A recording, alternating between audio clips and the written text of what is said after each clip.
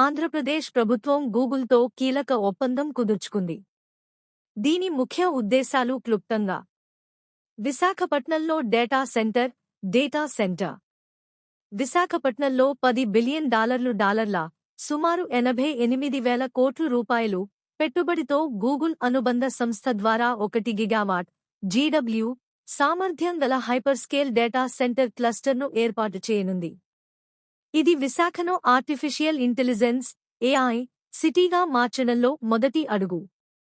దీనివల్ల సుమారు 1.8 లక్షల ఉపాధి అవకాశాలు లభిస్తాయని అంచనా. నైపుణ్యాభివృద్ధి skill development. Artificial intelligence AI రంగంలో అంతర్జాతీయ మార్పులకు అనుగుణంగా రాష్ట్రంలోని పాఠశాలలు, కళాశాలల విద్యార్థులకు, యువతకు గూగుల్ ద్వారా నైపుణ్య శిక్షణ కార్యక్రమాలు అందిస్తారు.